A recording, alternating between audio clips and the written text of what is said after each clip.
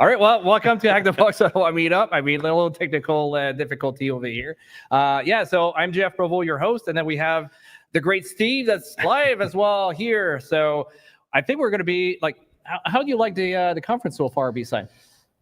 So far, I am shocked that day one is over already. It's just been like a whirlwind. It's awesome. It's always great to come here to, bump into everyone I haven't seen since last BSides, or meet new people. It's really cool to be here today to see some faces that I've only seen the screen names before from the previous meetups. Maybe some new faces. It's been a pretty incredible day. I think the BSides vibe is definitely I don't know. It feels like it's up a notch from last year. I'm not sure if anyone here was present last year for BSides, but now that we're in a bigger venue, there's a lot of people. It was really cool to just mingle all day, and feels like I haven't done a whole lot, but work a booth and give a talk and hand out some T-shirts. So it's been a pretty impressive first day. Yeah, obviously it's been an impressive first day. There's a lot of people, like you guys don't see in the back end, there's a lot of people in the audience. I would say probably like right now, a good 20 people, and probably going to go up very soon as well too. We have an incredible setup. We also have a lot of people they're great stuff. There's also a photo booth in the back end that people are able to take advantage of, and it's using AI and this stuff one. like that. This one isn't. Oh no. So this one is just like a group photo booth, and then at the Blue Team Cyber booth, so next to the Malvik booth, essentially, there is an AI photo booth where you can, take your face and put it on superhero body. Still working through some of the kinks, so I have a picture of me with a lightsaber coming out of my elbow, but it's all in good fun. So it's been, there's lots of attractions. I think there are another 2 or 3 photography areas. Like I know Jared's got some backdrops kind of around the area. So yeah. That's good. That's good. If you guys allow me a second, I'm just going to log in. I'd like to be able to show you my password, but I don't think it'd be good practice in this case, if you understand what I mean, especially in the environment we're doing. So which machine are we going to attack today, or which challenge we're going to attack today? Well, it's ironically named I Like To. So this is a pretty intense challenge. We get to dig in a little bit to something that we haven't done yet, which is the MFT.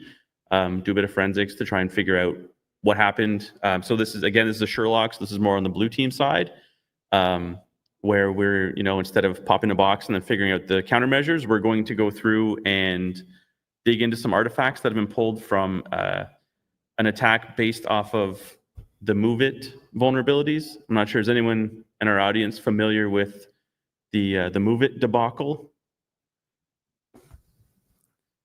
So there are some very interesting, write-ups about there was. Can you put it on the screen? Absolutely, yeah. I guess I could share my screen too, eh? Let me just. And I only have one screen, so. There you go. It's coming up. It's coming up. Here we go. Yeah. Perfect. Beauty. So this is a cool Huntress write-up. There was, this is a year old. So as part of the scenario, it says we've been hiding under a rock and did not know anything about the MoveIt vulnerability. And we can see here CVE 2023-34362. I think this was a John Hammond write-up. Yeah. So there's videos on, if anyone's familiar with John Hammond, basically he finds a vulnerability and then exploits it, puts it on video, talks about how to detect or to develop detections. So see here, Microsoft the vendor is turned off. So there are countermeasures in place now. So oftentimes, we're looking at an old vulnerability here. You want to hope that everyone has, the latest patches or the latest vulnerability / AV updates in place so that you're going to not have to worry about the attacks from last year. But as we've seen over and over again, that's not always the case. And so something from 2023 might actually sneak in. Let's see. I can also click on the actual NVD entry. So you can see various versions of Move It allowed an SQL injection, and enable someone to pull data from the Move It SQL database. So let's see. It was a critical vulnerability. As we all, or maybe not all of us, as some of us know, in the vulnerability world, 9.8 critical doesn't always mean it's a critical vulnerability. Sometimes it means there is a high risk if someone can actually exploit, but if no one's developing the exploit code, if no one's actively attacking it, you're going to find that the overall risk or priority in your environment might be a little bit lower. So in this case, as we've seen, there's a video of someone exploiting it. So this was a pretty light your hair on fire kind of vulnerability back in the day. A few months ago. Yeah, this is what we're going to get to walk through and view the exploitation. Actually, not view the exploitation, view the artifacts from the exploitation. Yeah, so sorry about that. My account is giving me some, oh, now it's telling me it's good. Nope, it's out. Do you want me to start running through it? Yeah, well, I mean, like for now, I'm not able to log on my account for some reason. So I'm going to start getting in. Either way, we can start hacking the machine regardless. It's not an issue at all. And then, yeah, so basically speaking right now, you see on the screen, I see it on my left side here, all the questions. So can you read us the first question that we're going to be asked, Steve, in this case? And then after that, we can switch to my screen, and then we're going to go and move forward with this. Yeah, so the first thing we're looking for is the ASPX web shell. So I'll just, really quick, I was in the middle of some command line bumblery, but essentially the artifacts we've pulled down, we've got a VMem image, so virtual memory, and then we've got a triage folder here. So I've already extracted the triage, and so we can see here there's some logs. Looks like everything's in JSON. One of the first things we're going to dive into, though, is just, the MFT. So the MFT is located in new uploads. TFS, yeah, MFT. So I've got my MFT file there.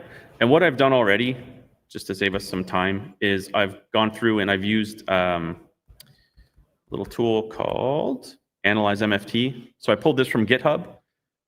Oftentimes, when we're trying to figure things out, so we have a new issue, maybe we don't have the toolkit that we need. We hit the Google, we go to GitHub.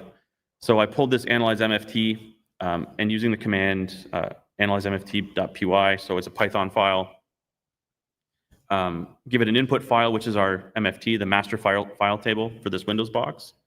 And then I've just provided an output file, MFT out. So I can look at MFT out, and the first thing I see is it's a CSV, and there is a lot of data there. And you guys aren't seeing this because I'm only sharing one window.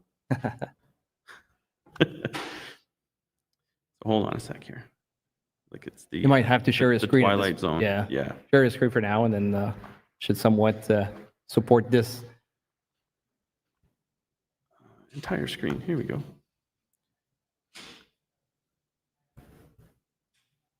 How's that? That's well, that's better, but I mean that's lots of text. It's an eye chart. Yeah, absolutely. So what's interesting in here is like as you're trying to dive into those type of files, there is an issue right now if you're just looking at it as text, right? We have other options that we can take a look at. So Steve, if you don't mind, real quick, just switching to my side of the house. Yep. Right? Oh, you've got your. Oh yeah. Well, I mean, like I'm able to log in. I'm able to show it. It's just I'm not able to log onto my Hack the Box account to be able to do that. So the file he's trying to show you, it's basically, well, Sorry, I forgot to ask you guys. Is it right in the way for some of you guys? Can you, Marie, can you just like bring it over here a little bit more to make sure that these guys are able to see it? So basically speaking, this is a file that's a lot of times, like let's say, as you're trying to go through it in text that you saw with our good friend here, Steve, you might be able to use other tools to help you out. So in this case here, as soon as you start loading the MFT, this is exactly what we're going to see. However, there's a big issue with it as well too, is it takes about 45 minutes to load, at least on my computer. So this is why I went ahead and started the process of being able to move forward in this case. So, so that's basically it. Right now, as we're moving along, I think what we had to do is, the question was name of the ASP web shell uploaded by the attacker, right, Steve? Yes. I think that was the first one we had to do. So we're going to come back on this one. So basically right now, I'm lucky enough, I should be able to just switch screens left and right. And then let's say right now, I'm just going to bring my, my thing over here. So like Steve said, we already pre-downloaded those stuff. We already extracted all that stuff to make sure that we can actually navigate through that. So as we're navigating through the whole file structure and so on, we're going to see that there is different files, JSON and so on, that we could take a look at. One of the ways that he started bringing up onto the MFT is the fact that you can grep through a file like this. We can also, if we wanted to, open a terminal right over here. If I make this a bit bigger right now for you guys to be able to see what's going on. Can you go back and select the other one for StreamYard? So we are in that corner on top over there. So there's more space to take a look at. So, Sir. yeah, I think it's like the third one. Select the third one. Yeah, the third one. Over here. Yeah, there we go. Perfect. It's a little bit bigger for everyone to be able to see this.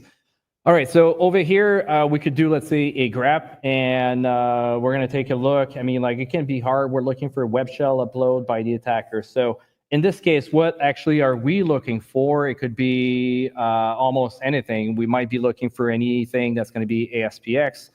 We could do a -I, right? Because in this case, -I is not going to care about uppercase, lowercase. It's going to look throughout the whole file. Or the whole text, uppercase or lowercase, doesn't matter. And we could type in, like, let's say Ruby in this case. We could type in .aspx over here. The only thing too is we have so many files in this case. We could also do a R. So if I do this, we're going to start seeing a little bit of files, and we may see too many files too, right? So we could try to start looking a little bit more in depth into which one could be interesting. In this case, I might see a couple that seems to be repeating themselves. I'm not too sure exactly which one would be right, but what we're looking for is basically this type of format, right? So if we have a bunch like that, what we can do, we can use probably the cut thing, the cut command, and then use the spaces here. So this one here would be the first delimiter, the first portion, because we don't have any space in between. Then after that, we have another space here. That would be the second one. So if we build our stuff up a little bit to make it work, we can probably pipe it to like I said, a cot with a delimiter. That's going to be the space here. That's going to be into between two double quotes. And then we're going to take a look at field. So now we have 1, we have 2, 3, 4, 5. Well, it looks like I can count. I hope. So if I press enter now, we see a bunch of stuff. I guess I didn't count well. So 4, we got this. So now we need 5. So the way it works, I guess I was just a little bit wrong. So now we can take a look at probably what's going to be coming up. So we see a bunch of different files that we're looking for potentially. So next thing, we can probably sort it, right? And then we can use sort it, and then we can use probably unique in this case. So we're sorting it to be all together, and then after that, we're trying to change them. And now we're seeing a little bit more what's happening, right? If we go take a look at the file structure of how that specific, like move it, how it works or how it is, we're probably not going to see all those files over here, right? And we can see that something's going to be a little bit off.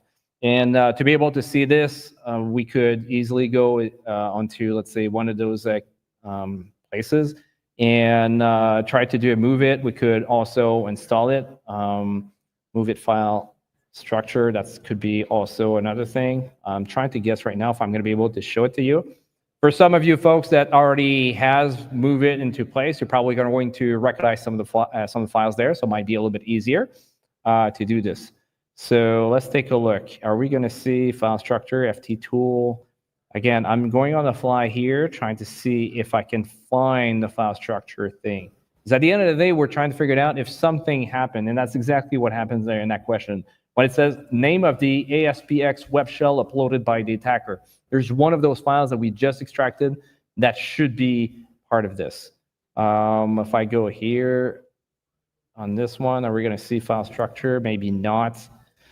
I don't think that's a GitHub thing. I don't think they have GitHub. It's probably, that's a company, right, that does that with their own IP, I'm assuming. I can't remember exactly. I never used it. Yeah, move it, yeah. Could probably do a download and then get started with move it. So progress, move it, there we go. Manage file transfer. So in this case here, what I would recommend for pretty much like everyone, and if you really want to make sure that you have the right file structure, would be like basically you download, like you start a free trial, you install on your own VM. Well, at least first, do a snapshot. Then after that, you install it there so you can actually see the file structure, see exactly what's going on there, and then you're going to be able to adjust accordingly, right? And then you come back onto the actual thing that we were looking at. That's the one here. And then you can try to take a look if these files are supposed to be there, right? Because we're assuming that the attacker, I mean, like there's two choices. It's either the attacker uploaded a file that's legitimate, with a name that's legitimate, but probably our system is not working fine, or they're trying to upload a file that's completely different. In our case, as we were moving along, right, and we're taking a look, this one here, the move.espx is one that's not part of it, right? So if we go onto our own stuff, what's it called on Hack the Box, I'd be able to actually show you this in this case. Right now, I'm not able to. I'll try to do it a little bit later. But question number one, this is basically what we're looking for. All these ones, as we're trying to look for them, all of them are legit. They're all in there, except for the move.asp, right? And that's something probably we can take a look over onto Windows. There we go. Right, so we have access to some of the files folder that's coming from the MFT that Steve was talking about a little bit earlier, right? And then now we can start looking at some of the file structure that we may find, this way, around, and we could try to see if they're part of it. So we have inet. Can I extend it over here? That's the root. Do we have web roots? Are we going to see anything? So you can see here, right? Oh, it just went down. So now we're taking a look at all those files that has been taken, and then you can also see moveit.asp, right? That's one file. It seems to have been modified at a specific date, and we can see also the move.aspx that has also been modified at a specific date. If we compare them to the other ones for the file structure, we're going to see that there's a major difference, right? So we can assume like fairly much that this is the one we're looking for in this case. And what's interesting as well is we could also take a look at the bottom. That's right over here to see some of the file, some of the information. We could also hope that's big enough. I'm assuming that's big enough.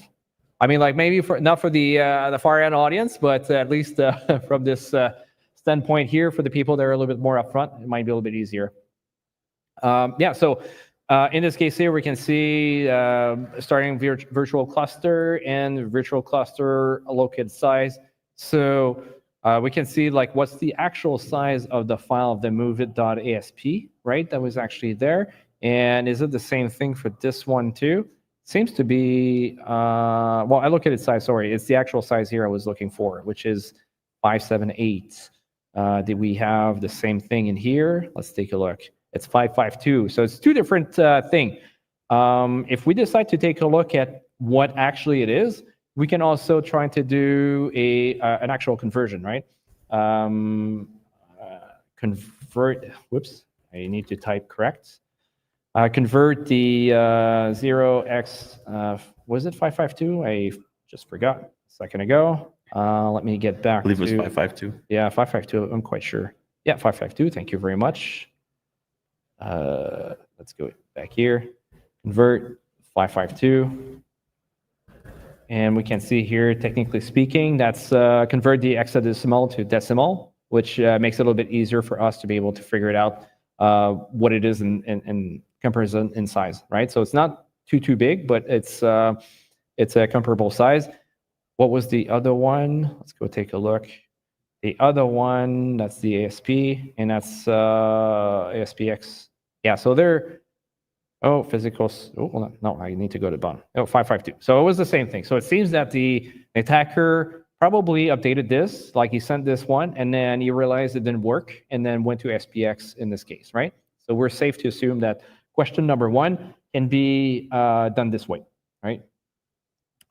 Good. So next, what was the attacker IP address? That's another thing too that we can try to figure it out. There was a good tool, if you can remember, Steve, by our great friend, four-way handshake that he showed us last time.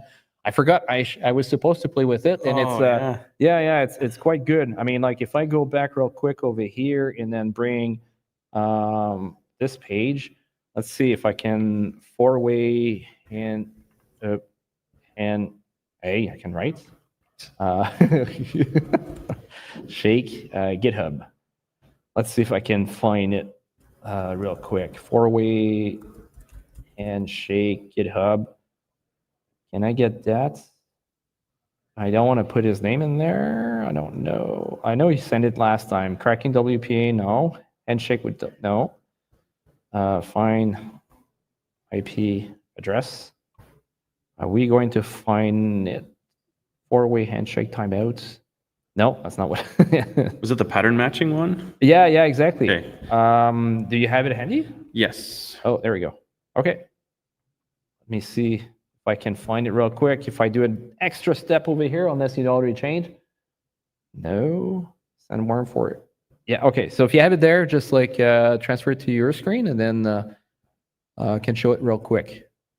Sweet. Unless I haven't downloaded it yet, but oh, don't need to download it. It's just to show the program that's actually there. So if you're actually working on Linux, this is a really good way, or at least a really good thing to actually use, which basically like you enter this and it will scrape all the files from the point that you are, right? And so on, or at least the point that you're pointing, and then so on. And we'll basically find all the IP addresses that can be found in all the logs, like throughout the logs. So you can decipher or at least do this. You do the same thing that I just did earlier, and then you do an actual like sort and then unique, sorry, to make sure that you sort it out all together. You put unique in there, and then it was just basically going to give you all of them in order, and then you can try to decipher if an IP is not supposed to be there, technically speaking. If you're in a much bigger like organization, it might be a little bit convoluted, obviously, because having so many IPs can also be cumbersome to try to go through the whole thing, but at least you're going to be able to see those things. So yeah, so that's basically the code, or at least the README that he had there, right? And if you just go and step into one of those files, let's say the code, the search there, you're going to see like how the hard work is actually done, and you can see that he has also like information into the code, and that's the right way of doing things. If you're trying to write a tool and then you just write the tool on your own and you don't put any information in there, it's going to be extremely hard for anyone to be able to understand what they're looking at in this case. So that's something you really want to do, and you really want to be able to master in this case, right? So thank you very much. If you can bring it back to me real quick, unless you had something that you wanted to show the audience. Nope. Nope. To me, that's just as per like my point this morning in my talk. Being able to walk through that code and understand what it actually does is helpful. So while you don't have to necessarily be a full-on coder, to be able to understand and be able to extrapolate information from code and determine what it does is very useful. Oh yeah, completely. So, okay, so since we've already answered question number one, I was looking for those IP addresses. Okay, let's close this one. I don't need it since there's nothing on it. Okay, so if I go back over here, I could do something fairly similar. Obviously, like maybe I want to remove these things. I could try to play a little bit with some of those information. However, it's going to be extremely hard to be able to find those IPs within that specific tool I was talking about. So one of the places that we can go directly, it's under, we're already under triage. So now I'm looking for upload. Then which one we have? Auto here. Right now, what I'm doing is I'm pressing on tab every time I want to see auto completion or something like this, right? So I can go between this one if I wanted to, or I could go for another one in this case, right? So like here. And then after that, press enter, and then I press on tab again to be able to navigate throughout the whole thing, because obviously as you're trying to navigate, it can be quite hard to remember exactly the file structure. So now we're going to do it this way.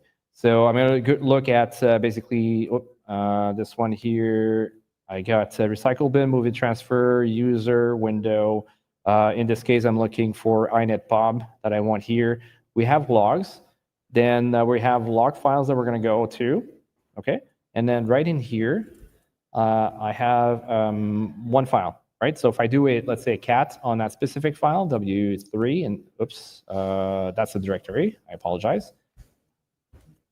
Yeah, so that's the UX. So if I do a cat on U, and then I press enter, there's a lot of information, right? So, but it seems to be driven towards like IP addresses that are into the mix over here, right?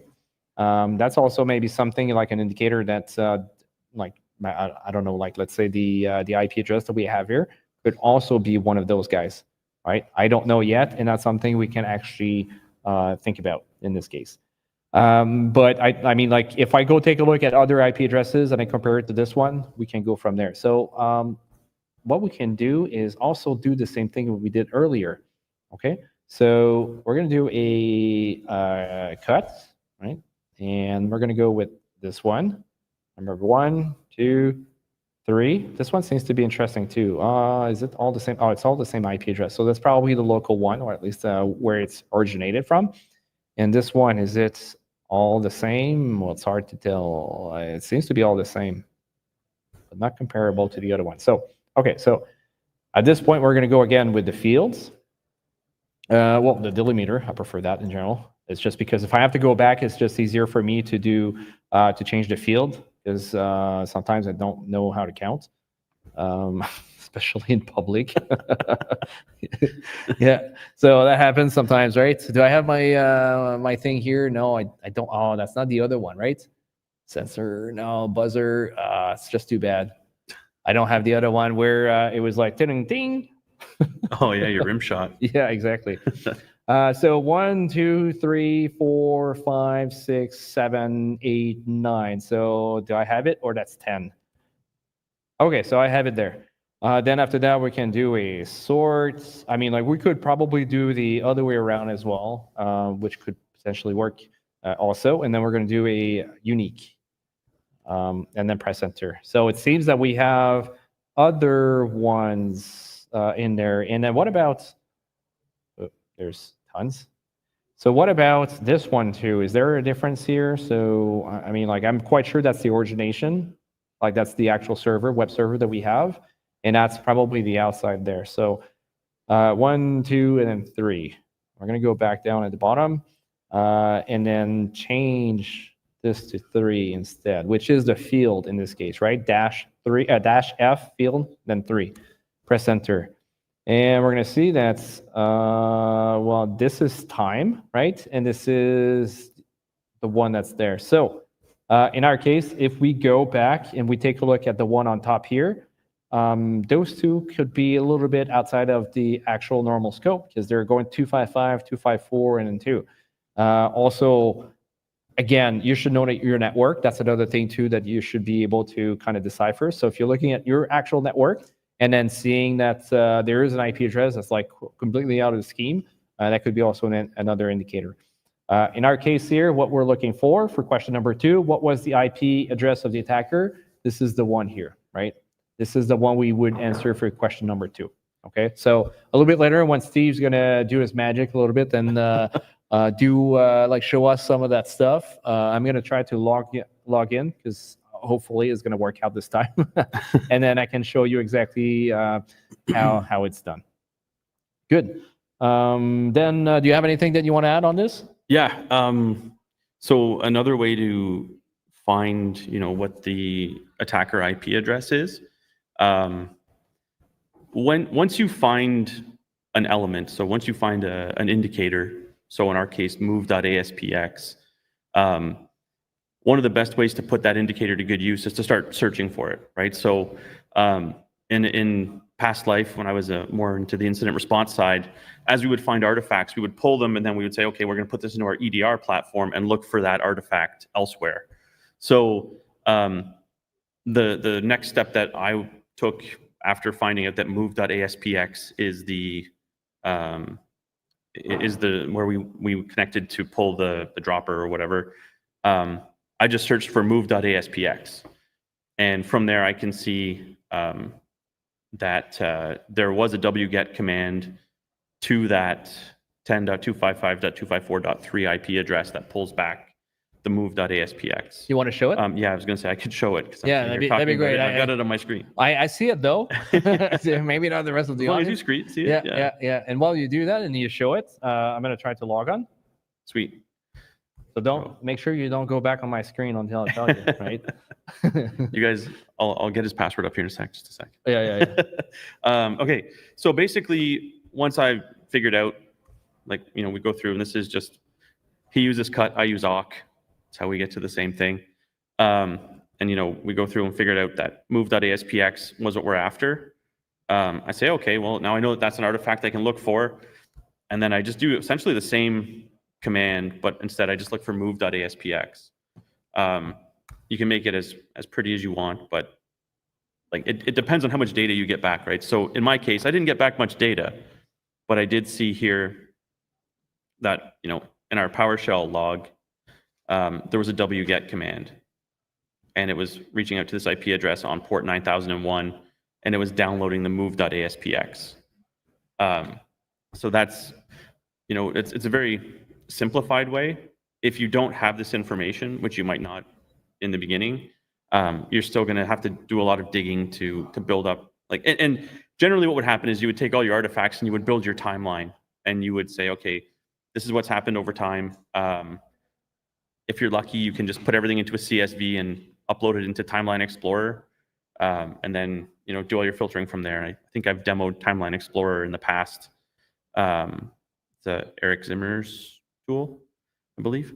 And so when you don't have that, honestly, what I do in certain engagements is, if I don't have, if all I have is logs, I can't actually, I don't have an EDR platform in front of me where I can say, okay, now search for this. All I can do is just kind of lash out and look for whatever it is I think might be, an interesting artifact. So in my case, move.aspx was an interesting artifact. I was able to just say, okay, you know what, let's find it.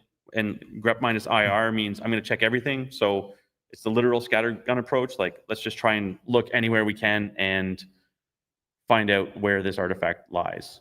And so through that, I was able to see, oh, okay, here's where I initially pulled it from. And so plugging in that IP address is the correct answer. Good. Are you in? You're good? Oh, yeah, I'm good. Oh, I missed your password? Yeah. You missed the password. You're talking too much. Yeah, no, that's good. Can you take a look at the chat and see if there's people talking as well? Because I just want to make sure, since normally I do that, and now I'm not able to take a look. Is there anything that's... Well, our friend Four-Way Handshake, the repo is pattern matching. Pattern matching. I guess if I had been looking at that when I was first looking for the repo. Yeah. So we got Four-Way Handshake. Great friends. He's part of some of the great stuff we've been doing lately, especially when we were doing the CTFs in the past. So it's good. By the way, I just want to make sure that everybody knows, especially we're live right now, is BSides Ottawa is currently live, right? So if you want to join the actual conference, it's a great time to be able to come in. There's another day tomorrow as well too, so you can join, which is great. We're live currently over there. We have a bunch of people in the back as well, so it's great to be able to see this.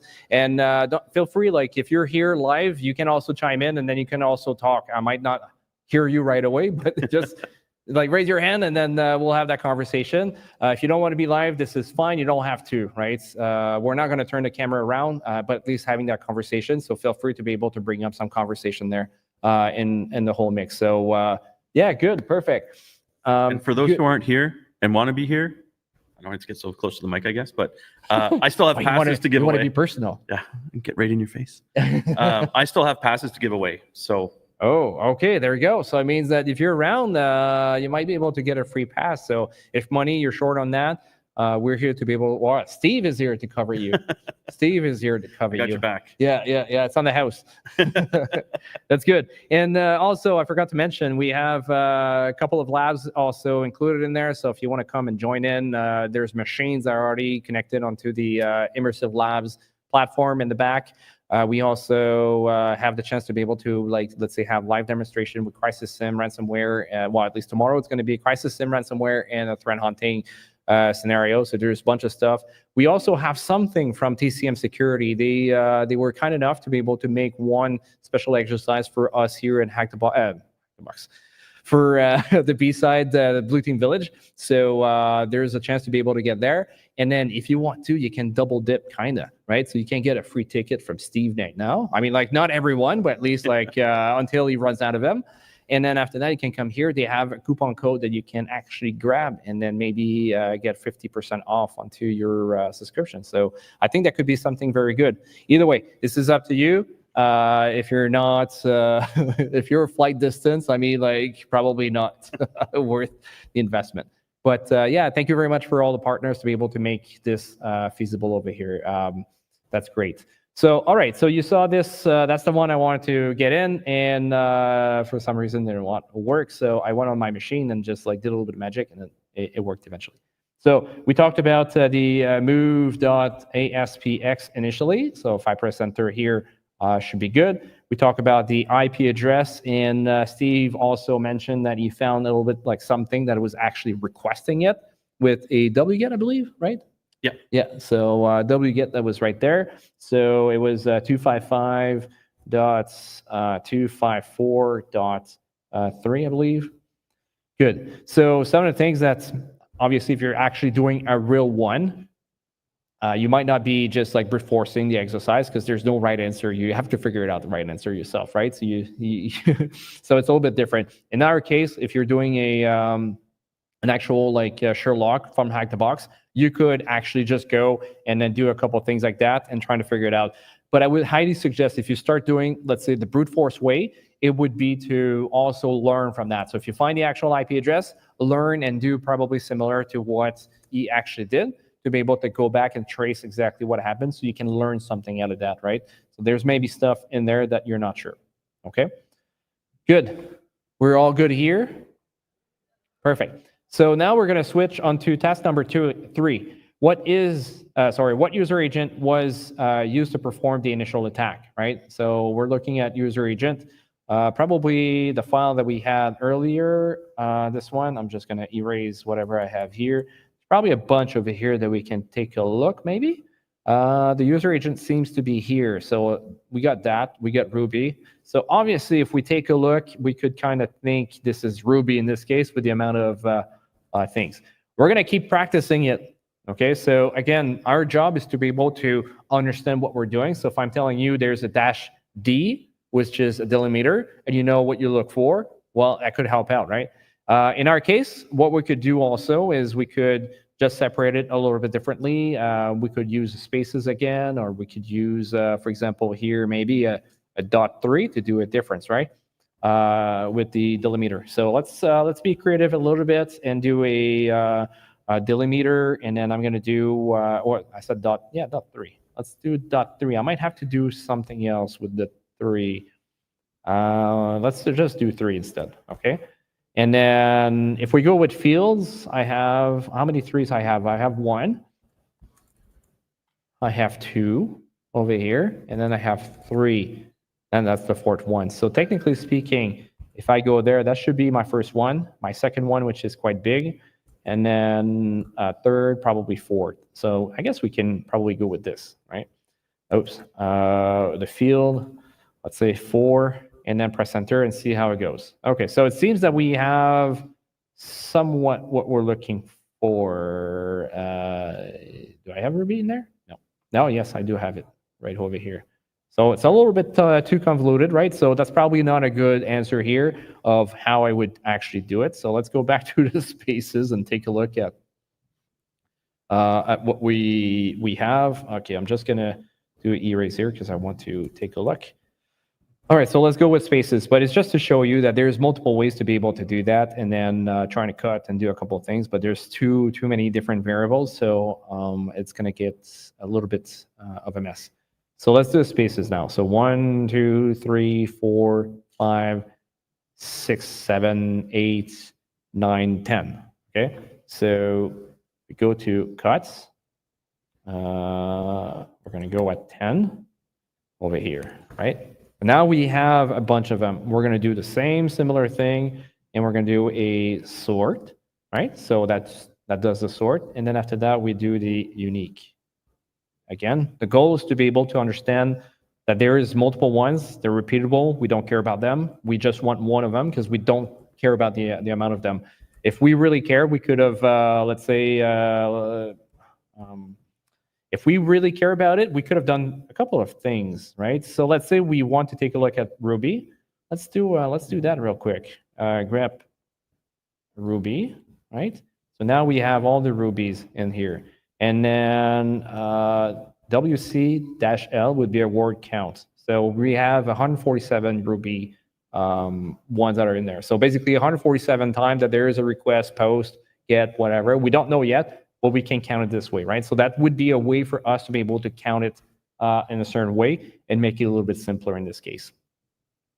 All right, but right now what we're going to do is I'm going to go back over here. Yeah, Ruby is basically the answer. So we'll go back here and make sure that we put Ruby in there.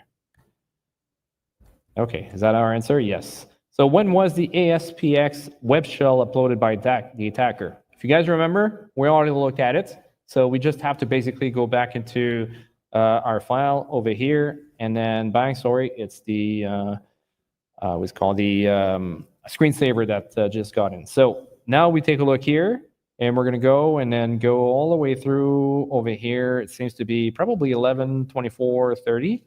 That's created, right? Because modified, is it that much different? 24, 30, 24, 30.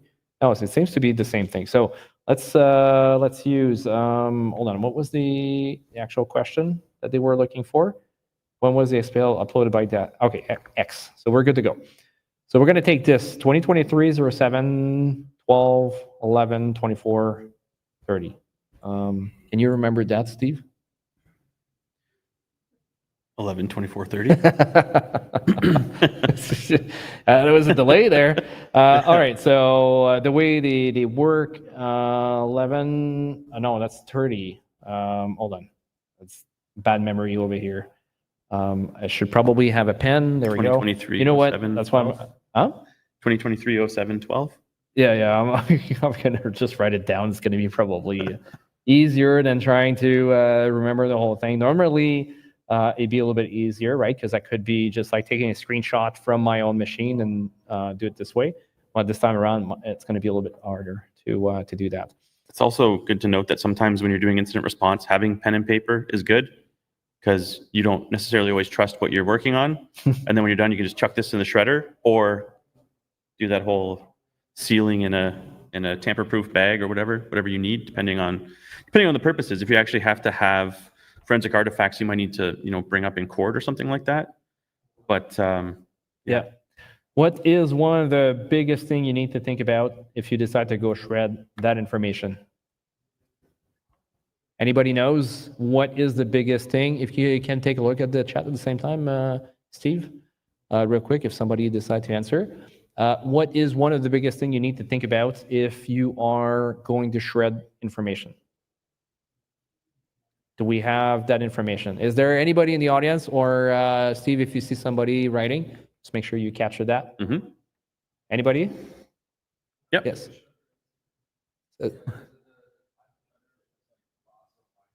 Yes, that's part of it. Yeah, you're getting close. That's not exactly what I'm looking for, right? But I think you're close to the idea.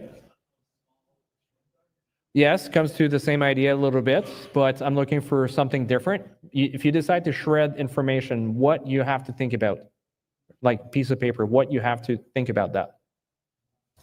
Especially if yeah.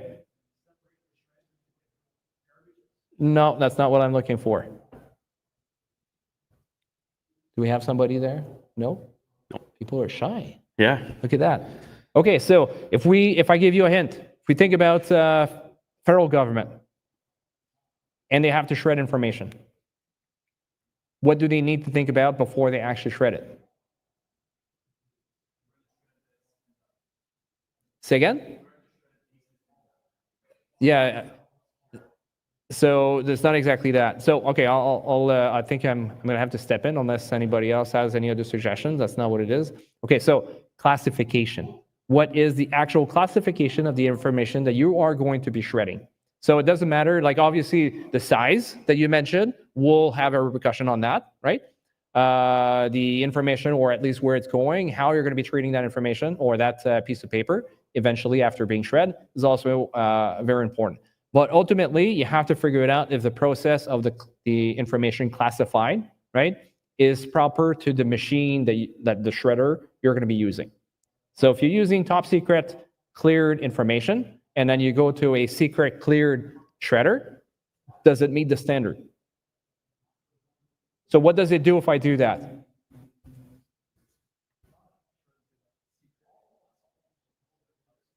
Yes, and what does that represent?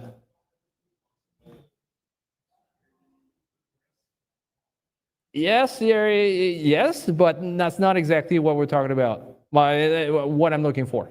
Sorry. It's not like he's talking about security risk or something like that. So what would be Is it the problem? access? Huh? Is it access? No. So if I get top secret information and I go and shred it into a secret shredder, what's the issue with this if I don't go further with it and I don't report it?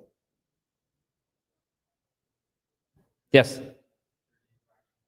Yes, yes. I'm looking for breach, but it's pretty much the same thing. Yeah, so it's a security breach at that point, right? So if you just leave it there, you don't do anything, this is a security breach. If you get caught, you could also lose your clearance, right? Because that information is not classified to, the paper being shredded is not shredded to the right classification, which also, if we have, let's say, a threat actor, for example, if we get those organizations like CSIS, CSC, or something like that, or even DND, and they have information that's classified top secret, other countries could also just take advantage of that, right? And just put it back together.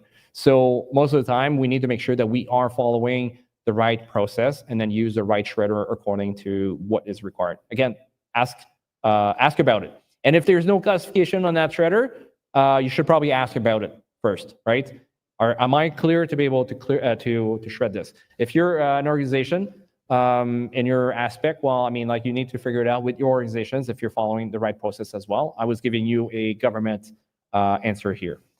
Okay, good. So thank you very much. So we're going to give it a try now. I don't know if I'm going to be mixing the month or something like that. So we're going to go to 12. Oh, that was the dash. Okay, 12/07. And then we have 2023, 11, 24, 30. There we go. So we got it. That's perfect. Okay, so that was exactly what we were looking for. And as we were doing that investigation, that's exactly what we found when we were looking at the MFT.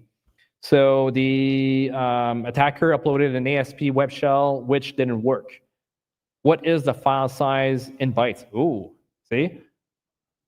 We kind of looked at that a little bit earlier. So if I come back here and I go take a look, I mean, there's tons of information over here. So we're looking at this file, which is the file that he uploaded, or I'm saying he, but she, what? No gender, or they. Should we use they instead? Yeah, go for it. So 0x552, which is hexadecimal, and we did the actual convert over here. If I go take a look, and it was 1362. Okay, so let's go back over here. 1362 on and finish with a 2. 1362. The other question too is like, if you're not sure exactly about that, is there another tool that we could have used to be able to help ourselves? You guys have an idea of what tool we could use to be able to figure that out if you didn't know it was like really X or something like that? If you didn't know exactly where to look for, is there a tool that we could have used to be able to help ourselves out? No? Is there somebody in the chat? Nope. No? People are quiet about it. So, all right, so the thing is, as we are moving along with the new tools that we are being provided, I already showed that to you guys in the past. We can also go to, what's it called? ChatGPT. There we go. Okay. So we can use ChatGPT to our advantage. So if we don't know which one is supposed to give me the information, I'm just going to go back over here. I'm going to just like basically copy the whole thing. Copy the whole thing. And then just go to ChatGPT. Which field gives me the size of the file? All right. I pasted there, press enter. Let's take a look. We're going to be able to get the information. Oh, see? So, like, I didn't have to be able to figure it out where it's at. All I did is I took it, gave it to ChatGPT, and it gave me the whole thing. And you can see here, it gave me also the answer that we were looking for in this case, right? So it's just as simple as that nowadays to be able to do that. Would there be a reason why I wouldn't use ChatGPT in this case? Again, if we go back again to the same idea that I was giving you about shredding files. Yes?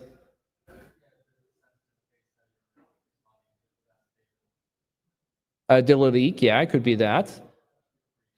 A breach, yeah, it's a classification type deal again. We're going back to classification. So if you're doing an assessment and then the classification could be secret, could be something you don't want to share on the internet, don't put it on ChatGPT, right? Because at that point, you're looking for your IP probably to be leaked at the same time. So if that's what you were referring to or something like that a little bit earlier, those things are very valid.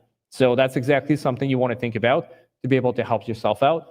However, I mean, like trying to use your tools, if you're able to use like actual files that are not classified and you do the same thing, that might be a way out to be able to figure out exactly where it's at. So now if we see the actual size with this guy here, I can probably just come back here to this place and just look for it.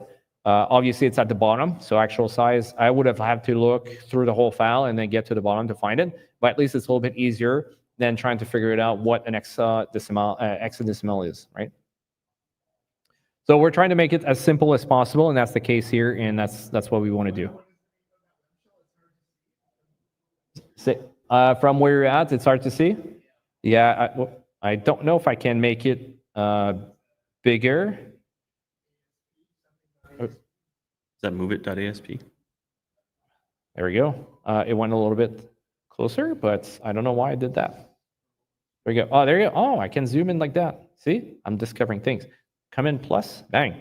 Can I go up? Yeah. Ooh, see, I'm discovering things. Proud of me, Steve. Always. Yeah. Good, perfect. Now I'm going to be able to show you guys a little bit closer what those stuff are.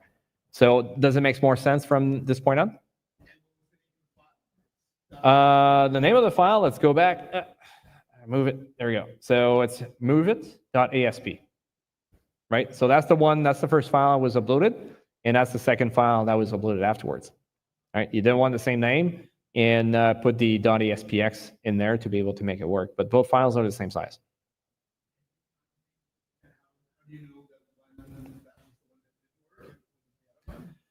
Yeah, so the question is like, how do I know that is the one that didn't work initially? Well, I can take a look that the modified on is very close to each other, right? So that's basically what I'm assuming here in this case. I'll figure it out, like the timeline of what happened here. there's probably traces we could go a little bit deeper and figuring it out.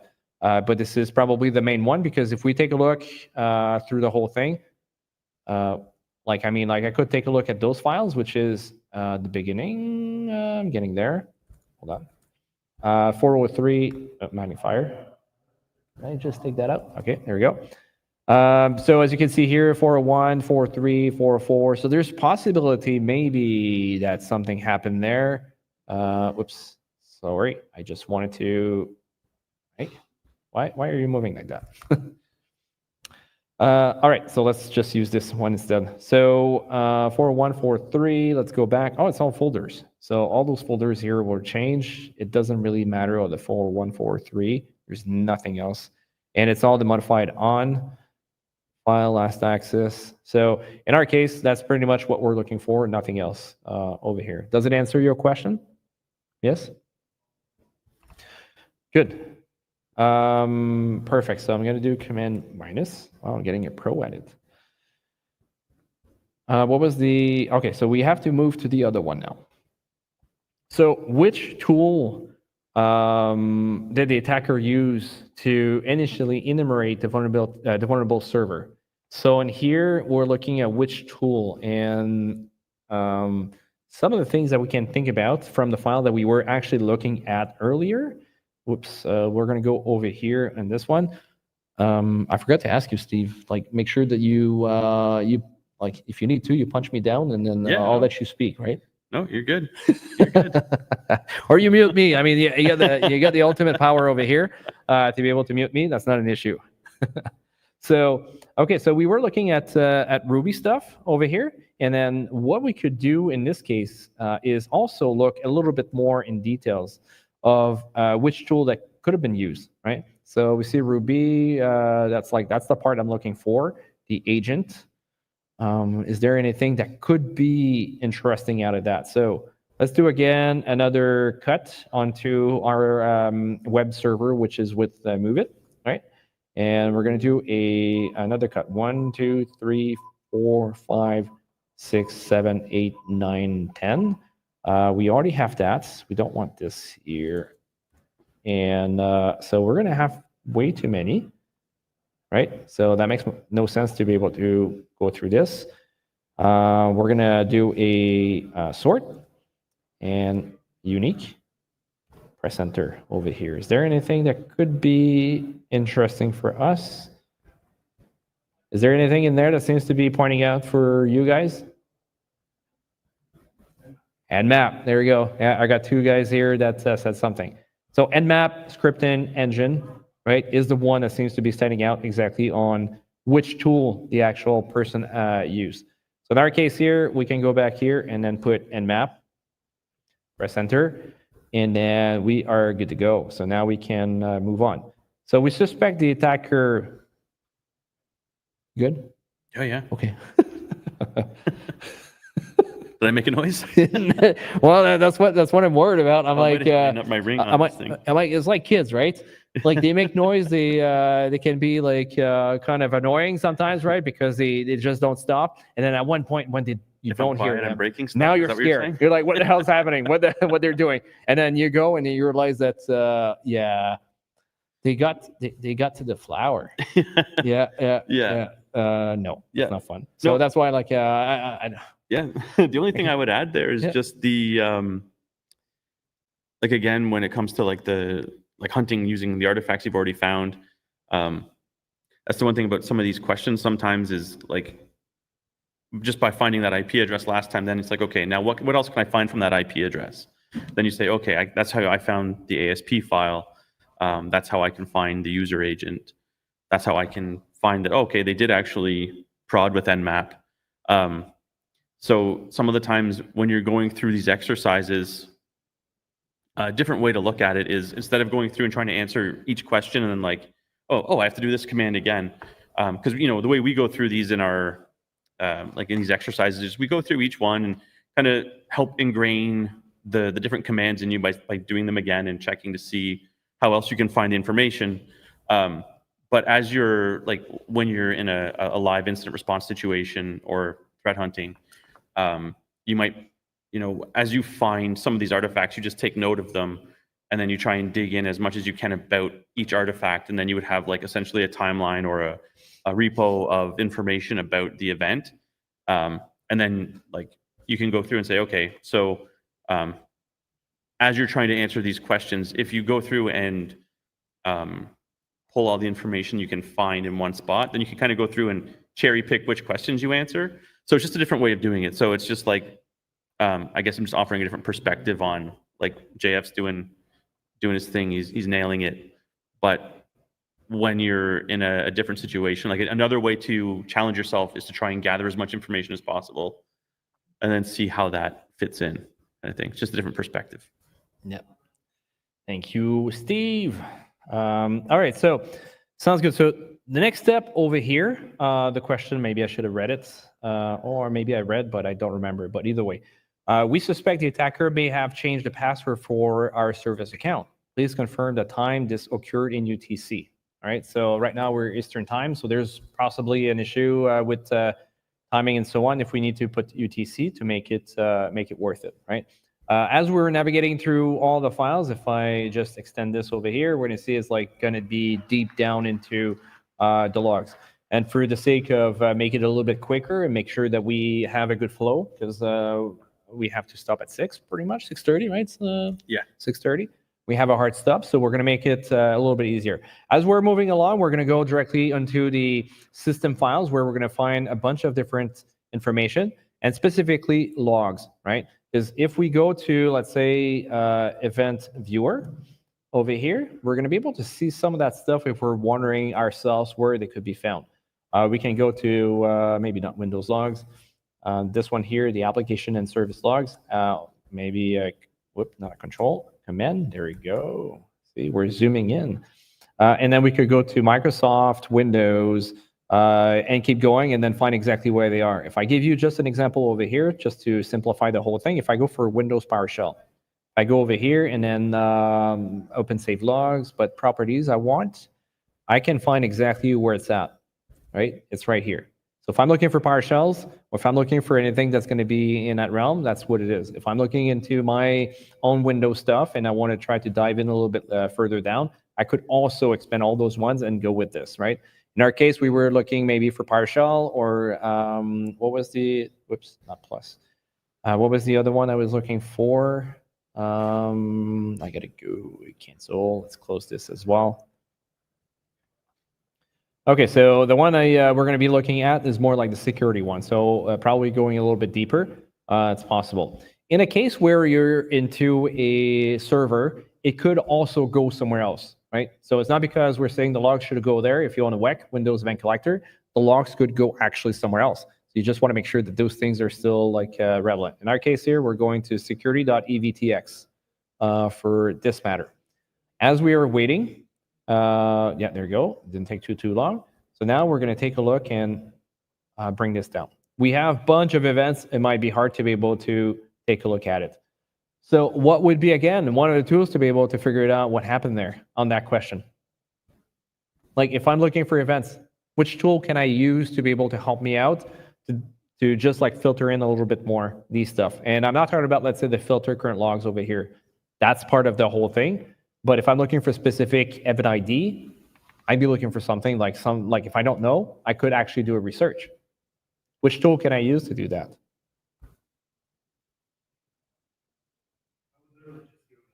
Google. Yeah, Google is one. Which is the other one I showed earlier? ChatGPT. There you go. ChatGPT. Google will give you a bunch of stuff, right? Sometimes it might be a little bit hard to be able to find through that. You might be looking for a bunch of different events, but if you're looking just like specifically for something that's going to be for that, you can actually take the question probably and put it in there if you're trying to decipher that. But if you have an idea of what you're looking for, you go to ChatGPT and just ask it, right? Which event ID in Windows will give me a password change? And we can take a look at that. It doesn't mean it's going to give us the answer right away, but we can take a look. So right now we have, like, we're pretty much like going to two different ones. So we have 4723 and we have also 4724, right? And we can see also a little bit of extra information. So an attempt was made to change an account's password. Right now, 4723 does not give me any confirmation, right? If we take a look here at 4724, an attempt was made to reset an account's password. It gives me the same information. When a password is reset and typically require administrative privilege. This one is a little bit lower. But either way, we could do a search on both of them and trying to see exactly what's going on both of them. All right, so now we're going to go back over here. We're going to take a look at 4724. That's the one that should be the most interested in. And now we're seeing just a few over here. So is there anything that could be interesting for us to take a look at, right? So I mean, like we see a bunch that are here, computers. We see computers, mover, account name, administrators, the FIR, maybe command plus to go a little bit lower. And then I can take a look here, the FIR account name. So that's probably not exactly what I'm looking for. If I go back down, administrator. So there's a bunch of stuff over here that are part of it, right? So that's something that we would need to actually go through the whole thing and trying to figure it out on the event 4724. And the actual command is probably going to be more under Windows PowerShell, right? So if I look at security, I probably went to the wrong one. No, that's fine. To the wrong one. So Windows PowerShell probably more. Take a look. Let's take a look. We're going to go here. 4724. Do we have that there? It is possible sometimes to see events in other areas. No, it's not there. Where was it again? Where was it again? So we had security. Security is right here. Again, those things, like, I mean, it seems simple sometimes as I'm moving along, but sometimes, like, if you are trying to remember what, like, how can you find that information, that might be harder. Oh, you can speak louder. Yeah. Oh, We're finished at 6-ish. yeah. Okay. Was there anything? No. Okay. Good. All right. Let's move on. So we are taking a look, and can we see anything that could be interesting? It's the Move IT service. Do we have anything that should be with this?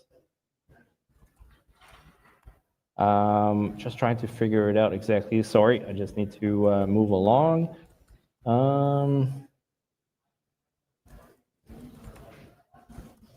Okay. Are we able to take a look at PowerShell? Maybe it's clear filter. Yeah, it should be. Isn't it PowerShell? Isn't it in PowerShell EVTX again? There's PowerShell admin EVTX. I'm just Maybe ChatGPT gave me the wrong one. Let's see.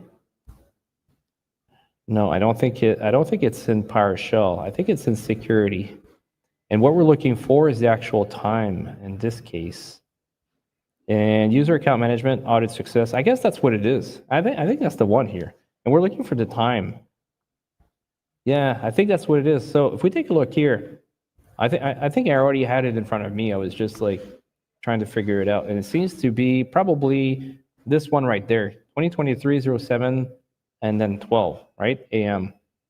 So let's take a look at that. Am I able to copy and paste from that machine? Let's see. No, I'm not able to paste. So that's going to be another one that I need to type in the whole thing. So 2023, 07, 12, 7, 09, and then 27. Okay. All right. So we're going to keep going over here. We're going to take a look at the answer over there. So if I do the conversion here, 12, 07, 2023, And then I'm going to do 7, 9, 09, and then 27. Okay, I'm going to press enter. So it's the wrong answer. I talked about earlier, it's UTC. How many hours do we have in between? Oops, don't want this. Oh, I mean, like it's 4. Yeah, it's 4 now, right? Because 4 we now. changed, because otherwise it would have been 5 in the past. So let's go back over here, close this, and then now we're at 11, right? So let's press enter. Bang. So we're good to go. It's exactly what we were looking for. Perfect. Okay, so the next time here, or the next thing here, we have which protocol did the attacker utilize to remote into the compromised machine? Okay, so we can look for a 3-letter ones. We're going to go back here into our thing.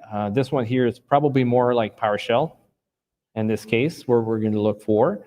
And some of the stuff, the evidence that we can get is sometimes found. Am I going to find it here real quick? Let's take a look. We're going to go down and we're going to look for, I think I need to bring it up a little bit higher. We're going to look for the type in this case. Am I able to find the type over here? Or that's in the security again? Hold on, that might be in the security again. I just want to probably change these things because I'm looking for protocol instead in this case, right? So if I go over here, that's a logon, and we have a logon type. Okay, so that's exactly the one I was looking for. So we have a logon type, which is 5. If we go to our ChatGPT, and then we ask what are the logon types, let's stay at the bottom here. What are the logon types in the security.evtx? I mean, like probably don't need to have it exactly like that. So we have a logon type 2, which is, if I go to zoom in, the interactive logon. If we go for the other one, is the network logon. So we user system log onto the system remotely, and then so on. If we keep going a little bit lower, batch logon over here, service logon, type, new credentials, delegation. So, and then we have this one here, which could be potentially an RDP. I mean, like, it sounds like a little bit close to this one here when we took a look at it, right? So I guess the logon type 10 could be one that could be very attractive to us, right? And we can see like a little resume or summary of it. Okay, so let's zoom out and let's go back over here. This one's a little bit harder to be able to search, right? So this one we could technically just like go through the whole thing, just take a look at the logon type and then see what it is. We can also probably 4624 seems to have probably that type of logs, right? And then we can probably find it a little bit further down the road if there's anything. So we take a look. I was going a little bit up, but in this case, 4624. Yeah, 4624 seems to be one, and even 4625. So I'm going to go for 4624, the event ID, to start with, 4624. The other one was 4724, so it seems very closely related. And we have logon type 5, right? And we have 2. We're going to keep going. I'm going to go super fast, and then trying to see whenever I get something with 10. I mean, like, is it the right way to do it? Probably Steve's going to be giving me a slap in the face if, oh, there, oh, see, look, we have something here. We have a logon type 10, that's right there. We have the account name that we were talking about for a password change. So now we know that this guy is probably trying to log on at this specific time, 7/11/12, and then use RDP to be able to do that. Do we have any evidence anywhere that says anything else? No. But a logon 10, as we just evaluated with ChatGPT, right? We could also just go here onto a new tab and say, what is logon type 10? and just confirm what we are trying to figure it out with ChatGPT, right? So here, logon type 10 is remote interactive. So user log on onto the computer remotely using terminal service and remote desktop, and then keep going, and then goes through RDP. So we could just assume right now at this point, if we go back here, we do RDP, press enter, and then we are good to go, right? So we figured out exactly what was the answer on this guy, sorry. All right, so good. If you're just joining in, do we have any comments here? I mean, people are probably yelling at me. We just have a hello, guys. Any advice for those new to cyber? So much. Well, I mean, like, ask Steve for a free ticket and then come to BSide to be able to get exactly that type of stuff. And earlier today, at what, like 11? 11. I think 11 o'clock, we had Steve that was actually talking about that, how to get into cyber, especially on the blue team side. Red teaming is a lot different in this case. I would say that if you can also like learn the blue team and then jump onto the red team side afterwards, probably a little bit easier. It's going to make you more of a well-versed penetration tester because you understand the defensive side. But obviously, if you're trying to jump onto the blue team side, the best advice, right? What was the three that you were talking about? Oh, be curious, stubborn, and engage in critical thinking. There you go. The biggest thing for me is I don't think it really matters which side you decide to take, but if you like, just do it. Like, just play around, build a lab. Join Hack the Box, join any of these platforms where you can just dive in and do stuff. Just start doing it, make it muscle memory, and build up. One of the guys who came in here earlier, he said he when he interviews people, he speaks to them about having a portfolio. So as you're doing things, like, do them in public, have some sort of a portfolio put together where you can say, I did this. This is what I do on a regular basis. This is how much I love this, and just get it out there. And if you're ever, unsure about where to start or what you want to do, I'm always available. Feel free to reach out, and steve@theblueteam.io, and I'm always happy to talk to people. And yeah, good. All right, so let's keep moving on over here right now. So we took a look. We have the logon type 10, which was the RDP one. And right now, into the questions that we've been asked is like, please confirm the date and time the attacker remotely accessed the computer, the compromised machine. So in our case, I'll go back. Sorry. Hopefully you don't get too seasick with me moving back and forth. But if we take a look here, that to me seems to be the actual time that we have that logon happening. So I'm just going to go back over here, and we're going to do that same thing. So we're going to go to 12/07 2023, and then in this case it's 11. I don't think they're asking for was it in UTC? Yeah, 7. Okay, so I think they're not saying UTC, but let's just assume it's UTC in this case. 11 and then 18. Press enter. And we found exactly the like the right time. So the file that we were looking at, or at least the events, had exactly what we were looking for. All right, so let's keep moving on to what was the user agent that the attacker used to access the web shell. Okay, what was the user agent that he used to get the web shell? So in our case, we can probably go back into not this one. We're talking about here. There you go. Okay, we looked at a bunch of them. Some of them could be very interesting. Probably this one could be very interesting. I don't know if that's the one. Let's just take a look and give it a try. Is that the one?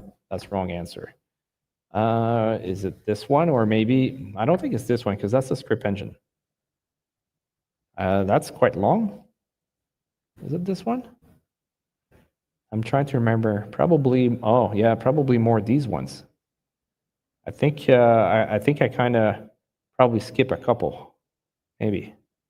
Let's see, because that's not, is that the same one as this? Yeah, I already tried it, isn't it?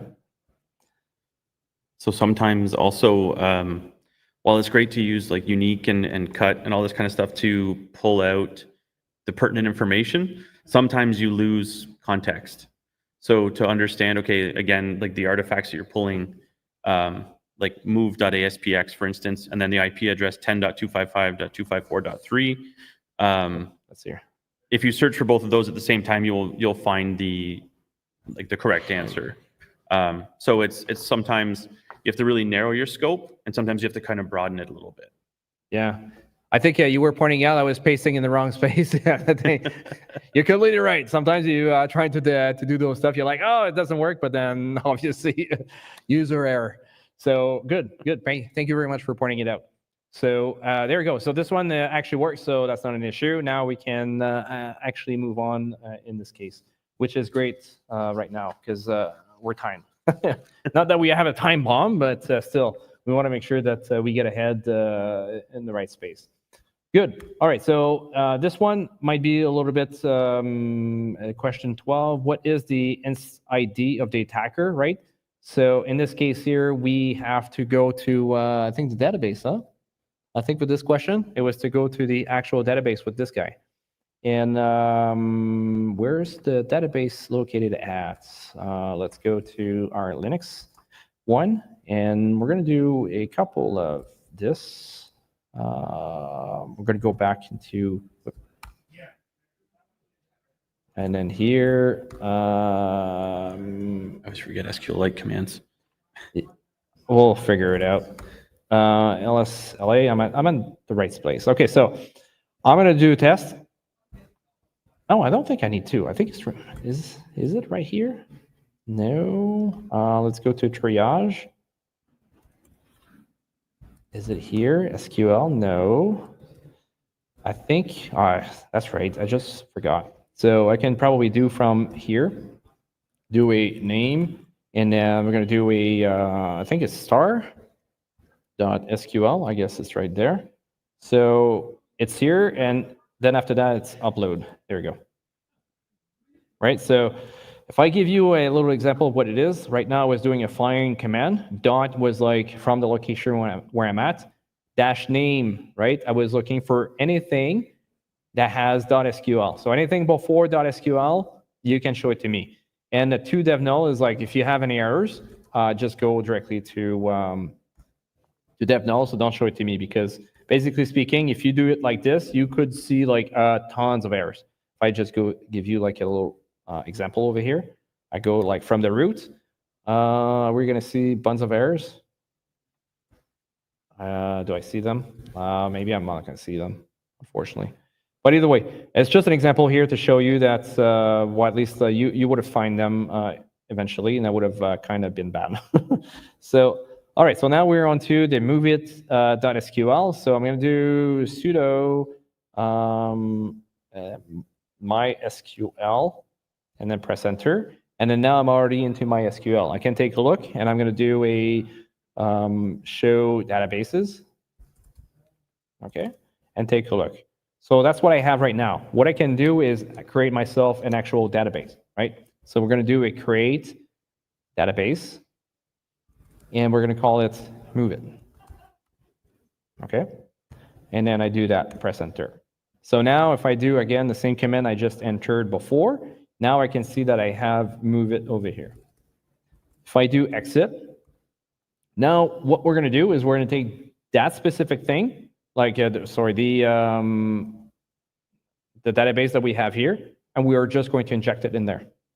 Okay, so if we do, let's say move, not move, MySQL, and then after that I do the move it, and I'm going to point that file in there. So that smaller than means like bring this file over here directly to move it, and then we're going to press enter. Access denied. Okay, so maybe I need to do sudo before. There we go. So now let's do again the same thing, but we're going to do sudo. I mean, like the same thing, log on, press enter, do show databases, press enter. We see it's still there. We're going to use MySQL, or not MySQL, we're talking about move it, which is the one that we created. Use move it, reading table, database change. Okay, so show tables. And then now we see a bunch of tables that are here, right? So it can be a little bit hard to be able to find what we want, but we're going to try to focus on a specific table. As we're looking through the whole thing, we can see that we have logs, right? So if we're looking for the inst ID, INST ID, there's a good chance that probably we're going to be able to find it there, right? So we're going to take a look at that specific one from the log. So if I do, let's say, a select star, so anything that are going to be from logs. Or no, that's the S, right? No, that was no S. There you go. So it does not really look good. It's a little bit hard to be able to decipher that. If we go back on top, there we go. So now we have the ID, we have the log time, and we have, let's say, the inst one. So we could say, let's say we want the log time, we want this one, we want the username, probably folder ID, a couple things like that, which would basically make it to a specific command. So now we're going to do select, right? In this case, we're looking for log time. And then after that, the thing that I was talking about, INSTS ID. Then we're going to go to user name. We can also do, let's say, IP address if that's something that we are interested in. But in this case, we're just going to put in file and then name. The folder path, and then the actions, okay? And all of them are from log. So if I press enter, now it's much easier to be able to go around, right? I see that I have most of my information onto a table, probably have an extra one that does not really add any value. But as we're moving along, and then we already know that this one here was the bad IP, we said a bunch of stuff. I mean, like what happened there? And you can take a look, global messaging, you can say a bunch of stuff, but 1, 2, 3, 4 would most likely be our culprit over here, right? So inst ID, username, IP address, file name. So there we go. So let's take exactly 1, 2, 3, 4 to go with this, and that will give us a little bit more information. We can see we have also the time that these things are happening or happened over here. And then 1, 2, 3, 4, press enter. Perfect. Okay, so that's what it is. What was the information that you found earlier with the IP address, Steve? Right? Do you remember the command that showed us exactly what it was? Which, like, to identify the IP address? Yeah, that. Do you remember the one you talked about? Right? That our good friends saw you demoing, right? So in this case, if we go back over here and then I don't know, we do a grep. -R, so recursive to go like through the whole thing. We could do what's it called? Yeah, so the IP address was 10. Oh, there we go. I got it here. So I don't know why I'm trying. 255.254.3. Yeah, that's exactly what it is. And then I just put that here. So probably going to have too much, but let's take a look at what we're getting, right? So yes, that's too much. Let's go back on top, and we know that we have a get as well. So why not? Like that's the one thing that you saw. No, that's not what you saw. You saw something was trying to pull, right? And I think it was the move.asp. So let's do a grep on move.asp. Is there something in here? Oh, there you go. So I think we see exactly what we were talking about. So now we put the IP, and then we were looking for actually the actual command that was actually used for this. And then we can just copy that part, and that'd be basically right now what we're looking for. We're going to do submit here. Perfect. So we have 2 more questions to go. We're right on time, Steve. Yeah. Good. We're good. Do you want to add a little bit more onto what I'm doing right now, or no? I'm doing a great job, and you're proud of me. You're doing fine. I'm so proud of you. You grow up so fast. Yes. Well, I mean, like if you see me, you might change your mind if you see me in person. Yeah. You're still small, but that's fine. That's fine. I can take it. I can take it. All right. So task number 14. Now we're going to go here and says what was the string within the title header of the web shell deployed by the TA? Okay, so the string that was deployed by the TA, what was the string for that? I think what we need to do is, I need to go here. What we need to go for, let's LA, and it's basically going to be found under vmem. So what's the file again that's missing? Is it like vsas or something like that? VMSS. Yeah, VMSS. There you Yeah. go. Thanks. To be able to really use it effectively. So if we, volatility you can't analyze it using memory analyzer or anything like that. yeah, exactly. So if we go here and then now we do, let's say, a cat on I like, we're going to see it's a bunch of gibberish stuff. So we don't exactly know what that is, right? If I go back here and I do instead of string on I like to, and then I press enter, it's a little bit easier. So now if I do this, but in this case, we're going to move it to here, but let's call it string dot txt, for example, or maybe vmem. I think that's the name of the file, right? Vmem. There we go. Oh, it takes a little bit of time. Trying to go too fast here. So I have to go through the whole file. It will basically take all of this and put it into a string one. Into a text one. So it's going to be a little bit easier to be able to navigate through the whole thing. Good. Do we have any comment while I'm waiting for this to go through? Nope. So far, so good. Okay. Good. All right. It does take a minute, but this does also really illustrate that even sometimes when you don't have all the information, you can still discern what it is that you're looking for, right? So even though we don't have the VMSS, we can still find information in this vmem file without having to do the entire, rigmarole of memory analysis. It's always nice to be able to do that because you can get a lot better information, or a lot more tidy information. But we work with what we got. Yeah, exactly. We don't have a choice. If you're not able to work with this, that's going to be an issue. So what we're looking for, again, for here, this question was, what was the string within the title header of the web shell deployed by the TA? So we know it's what's called again, cat. And then, oh no, we can do it. Can we do a grep? I think we can do a grep on this, right? Mm-hmm. Let's do a grep instead, just to let's have it less complicated. So we're going to look for move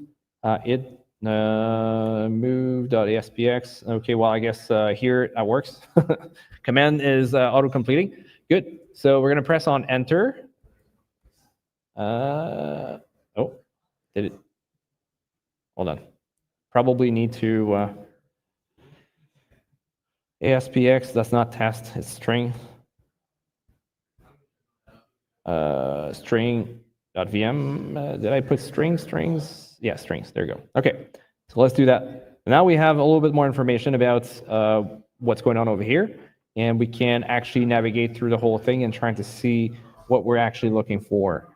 And again, memory short, what was the string within the header? Okay, what was the string within the header? And probably have like header somewhere or title or something like that that's actually written there. Am I gonna find it?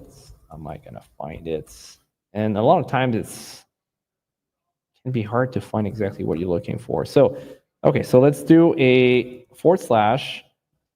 Is it title? I think that's title, right? So we have title. Oh, there we go. I think we have it right there. So we have the AWEN ASP.NET web shell. Control C, load it back. Whoops, this one is command, press enter. Good. So to make it simple, all I did is basically it's a less, and then because it's a less, it works similar to Vim. So / means that we're searching, right? So when I did title, I was looking for actually title, press enter. Once I press enter, you can see it here being highlighted. Once it's highlighted, I can press on N afterwards, right, to be able to find the next one. Right? So this is a good way to be able to go through the whole thing. So if I press Q, now it's basically a quit in this case. I go back here, what did the TA change to our move IT service account password to? So we need to find the actual one. So now we're looking for this. All I need to do, Command C, and then we're going to go back here. We're going to do similarly fairly much the same thing. We're going to do a grep, and we're going to go for this specific service into the strings. No, it doesn't auto completes, or I'm missing an R there. There we go. And then let's see what's happening here. Am I going to be able to find something, right? And then now I can see here, I see net user, move it, IT service, and then now I have the actual password because it was actually entered there, and then we recorded it as plain text. So now we're going back over here, put it back there, enter, and there we go. So we just completed the actual event, 100%. Nice. I mean, like, there's a bunch of stuff that's, yeah, there we go. So let's, oh no, that's laughing at me. Oh no, it's not laughing. There we go. I thought I was laughing at the beginning. I was like, I thought I was clapping instead. I guess everybody's super happy and then having a good smile with it. So I'm still learning those things, right? Yeah, absolutely. Yeah, there's so many buttons there. Always learning. That's good. All right. Is there anything that you want to add on top of that, Steve? No, I think this was awesome. We were both kind of a little bit like, oh, we really have to make sure we get that MFT loaded and prepare. And there was a bit of, I think it went smoother than we thought, or than I thought it was going to go. Yeah, you were doubting me. No, I was doubting myself. I was like, oh man, am I gonna have am I gonna be able to see everything? Yeah, yeah. Because when we do these things, I mean, like we look at them and then we're like, okay, that's not going to be too bad. And then it just happened that you have so much work, you're trying to go back and forth, you do so many things, and then you're like, oh, is that going to be good? Oh, I need to do this, I need to do that. There's another thing too I did that probably maybe people picked on, especially if you unzip the whole thing and see like the .mft over here, right? And that's basically all the output that we would get for the files that we had here, right? Whoops, it's right there. Command minus, and then we're going to go back to here, right? So right now I have a GUI to be able to find this, but if I would have used a different tool like .exe, I would have converted this into CSV and JSON and move it. I think, oh, you already showed that earlier with a different tool with Zimmerman, right? Or something like that. No, it was. But either way, no big deal. But it's just like there's different ways to be able to convert these things. You don't have to rely only on Windows. You don't have to rely only on other stuff. But obviously, trying to use or let's say a head on this 2.0, and then outputs, I don't know, JSON. Analyze. Oh no, right. It's command underneath. Let's $. Say MFT dot output JSON. No, I'm missing again. I